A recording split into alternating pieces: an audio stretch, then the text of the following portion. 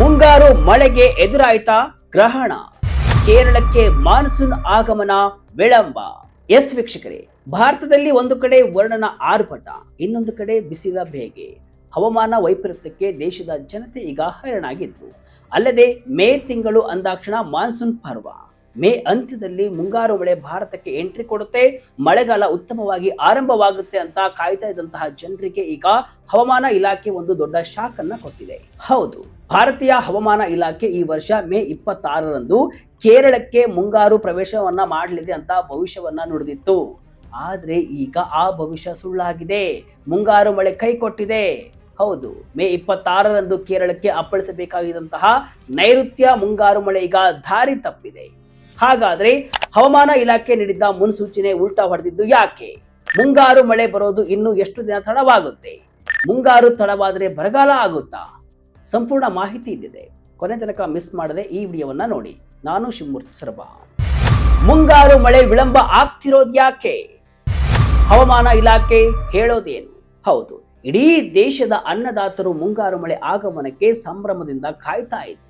ಈ ವರ್ಷ ಮೇ 26ರಂದು ಕೇರಳಕ್ಕೆ ಮುಂಗಾರು ಪ್ರವೇಶಿಸಲಿದೆ ಅಂತ IMD ಕೂಡ ಮುನ್ಸೂಚನೆಯನ್ನ ಕೊಟ್ಟಿತ್ತು. ಆದ್ರೆ ಅದೀಗ ಹುಸಿಯಾಗಿದೆ. ಅಧಿಕೃತವಾಗಿ ಕೇರಳಕ್ಕೆ ಇನ್ನೂ ಮಾನ್ಸೂನ್ ಮಾರುತಗಳು ಎಂಟ್ರಿ ಆಗಿಲ್ಲ. ಯಾಕೆ ಅನ್ನೋದು ಕೂಡ ಇಲ್ಲಿ ಮುಖ್ಯವಾಗುತ್ತೆ. ಭಾರತೀಯ ಹವಾಮಾನ ಇಲಾಖೆ ಮೊದಲು ಹೇಳಿದ್ದು ಏನಂದ್ರೆ, ಮೇ 26ರಂದು ಅಂದ್ರೆ ಸಾಮಾನ್ಯ ದಿನಾಂಕಕ್ಕಿಂತ 5 ದಿನ ಮೊದಲೇ ಕೇರಳಕ್ಕೆ ಮುಂಗಾರು ಪ್ರವೇಶ ಮಾಡಲಿದೆ ಅಂತ. ಆದ್ರೆ ಈಗ ನೋಡಿದ್ರೆ ಸ್ಯಾಟಲೈಟ್ ಚಿತ್ರಗಳು ಬೇರೆಯದ್ದೇ ಕಥೆಯನ್ನ ಹೇಳ್ತಿವೆ. ಈಗಿನ ಅಂಕಿ ಅಂಶಗಳ ಪ್ರಕಾರ ಮುಂಗಾರು ಮಳೆ ಕೇರಳಕ್ಕೆ ಬರೋದು ಜೂನ್ 2ರಿಂದ ಜೂನ್ 4ರ ನಡುವೆ. ಅಂದ್ರೆ ವಾಡಿಕೆಯಂತೆ ಜೂನ್ 1ಕ್ಕೆ ಬರಬೇಕಿದ್ದಂತಹ ಮಳೆ ಈಗ 3 ದಿನ ತಡವಾಗಿ ಬರುವ ಸಾಧ್ಯತೆ ಇದೆ. ವೀಕ್ಷಕರೇ ಗಮನಿಸಿ, ಮುಂಗಾರು ಮಳೆ ಅನ್ನೋದು ಬರೀ ಮಳೆಯಲ್ಲ. ಭಾರತದ ಒಟ್ಟು ವಾರ್ಷಿಕ ಮಳೆಯಲ್ಲಿ 70% ಪಾಲು ಇದೇ ಮುಂಗಾರು ಮಳೆಯದ್ದೇ ಆಗಿದೆ. ಹಾಗಾಗಿ ಇದು 1 ದಿನ ತಡವಾದರೂ ಕೂಡ ನಮ್ಮ ದೇಶದ ಕೃಷಿ ಮತ್ತು ಜಲಾಶಯಗಳ ಮೇಲೆ ಭಾರಿ ಪರಿಣಾಮ ಬೀರುತ್ತೆ ಅಂತ ತಜ್ಞರು ಹೇಳ್ತಿದ್ದಾರೆ. ಮುಂಗಾರಿಗೆ ಅಸ್ಥಿರ ಹವಾಮಾನ ಕಂಟಕ, ಸಡನ್ಲಿ ಯೂಟರ್ನ್ ಹೊಡೆದಿದ್ಯಾಕೆ? ವೀಕ್ಷಕರೇ, ನಿಮ್ಮ ಮನಸ್ಸಿನಲ್ಲಿ ಒಂದು ಪ್ರಶ್ನೆ ಇರಬಹುದು, ಹವಾಮಾನ ಇಲಾಖೆಯ ಮುನ್ಸೂಚನೆ ಯಾಕೆ ಸುಳ್ಳು ಆಯಿತು ಅಂತ. ಆದರೆ ಅಸಲಿ ಸತ್ಯ ಇರೋದು, ಸಮುದ್ರದ ಆಳದಲ್ಲಿ ಮುಂಗಾರು ಮಳೆ ಅನ್ನೋದು ಟೈಮ್ ಟೇಬಲ್ ಪ್ರಕಾರ ಓಡುವ ರೈಲಲ್ಲ. ಅದು ಸಮುದ್ರದ ನೀರಿನ ತಾಪಮಾನ, ಗಾಳಿಯ ದಿಕ್ಕು ಮತ್ತು ವಾತಾವರಣದ ಒತ್ತಡದ ಮೇಲೆ ನಿಂತಿದೆ. ಇವು ಕ್ಷಣ ಕ್ಷಣಕ್ಕೂ ಬದಲಾಗ್ತವೆ. ಈ ಬಾರಿ ಸಮುದ್ರದ ಮೇಲೆ ಮೋಡಗಳು ದಟ್ಟವಾಗಿ ಕವಿದಿದ್ದು ನಿಜ.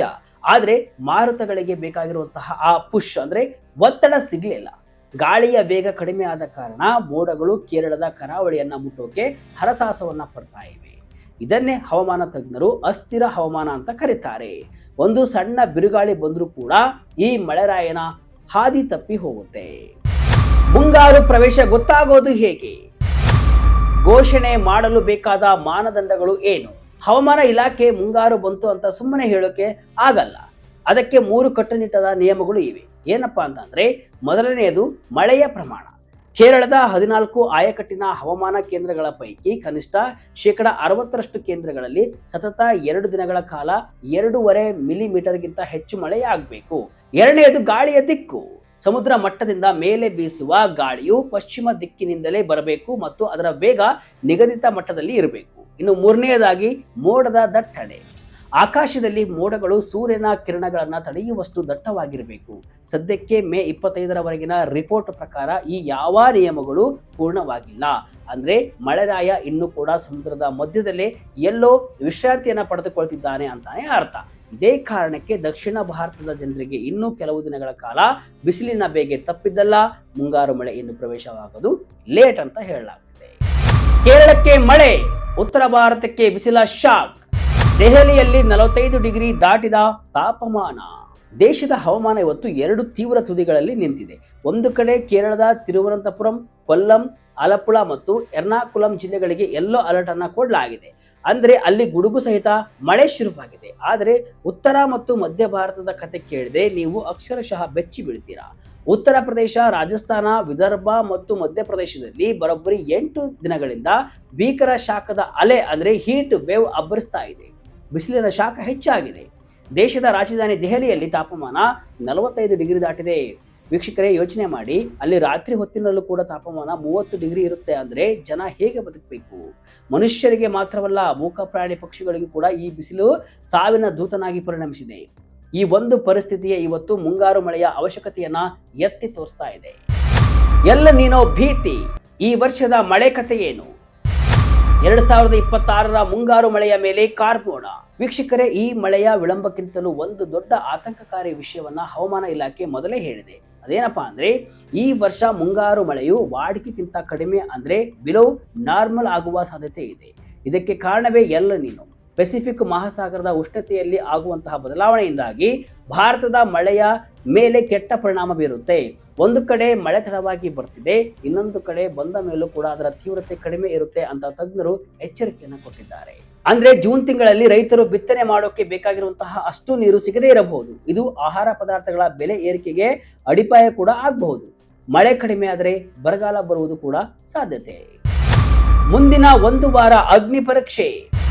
ಬಿಸಿಲಿನಿಂದ ಪಾರಾಗೋಕೆ ಆರೋಗ್ಯ ಇಲಾಖೆ ಸಲಹೆ.